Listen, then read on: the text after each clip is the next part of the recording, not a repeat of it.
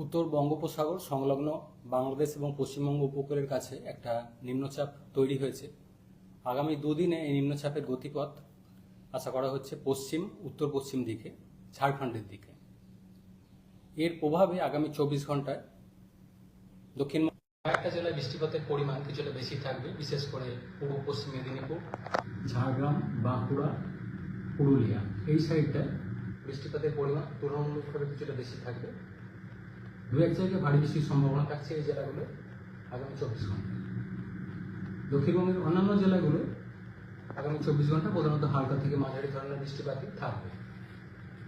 পরবর্তী 4-5 দিনে তারপর প্রধানত হালকা থেকে মাঝারি ধরনের বৃষ্টি কন্টিনিউ করবে দক্ষিণবঙ্গের জেলাগুলিতে।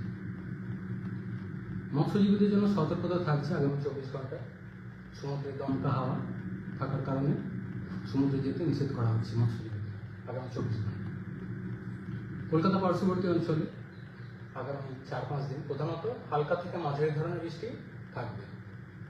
সর্বোচ্চ তাপমাত্রা মোটামুটি 32 থেকে 33 ডিগ্রি কাছাকাছি, সর্বনিম্ন 27 ডিগ্রি কাছাকাছি। উত্তরবঙ্গের জন্য প্রধানত হালকা থেকে মাঝারি ধরনের বৃষ্টি উত্তরবঙ্গের জেলাতে আগামী 4-5 দিন থাকার সম্ভাবনা রয়েছে। কিছুটা বেশি থাকবে কালিম্পং, জলপাইগুড়ি, আলিপুরদুয়ার এই জেলাগুলোয় লোকালাইজড দু এক জায়গায় ভারী বৃষ্টির সম্ভাবনা থাকছে আগামী 2-3 দিন। প্রধানত হালকা থেকে মাঝারি ধরনের বৃষ্টি এই জেলাগুলোয় দু একটা জেলায় পাহাড়ি এলাকায় লোকালাইজড দু এক জায়গায় ভারী বৃষ্টির সম্ভাবনা। সাহেব, এই যে নিম্নচাপের ফলে কি দক্ষিণবঙ্গে যে ঘাটতি চলছিল সেটার কি কোনো? দক্ষিণবঙ্গে বর্তমানে ঘাটতির পরিমাণ রয়েছে প্রায় 44%। তো যে বৃষ্টিপাতের কথা বলা হয়েছে এটা মেনলি 24 তারিখে দু একটা জেলায় ভারী বৃষ্টির সম্ভাবনা রয়েছে। এছাড়া প্রধানত হালকা থেকে মাঝারি ধরনের বৃষ্টি দক্ষিণবঙ্গের জেলাগুলিতে। ফলে ঘাটতি খুব বেশি যে কমবে সেটা না, কিছুটা সামান্য হয়তো ঘাটতির পরিমাণ কমবে।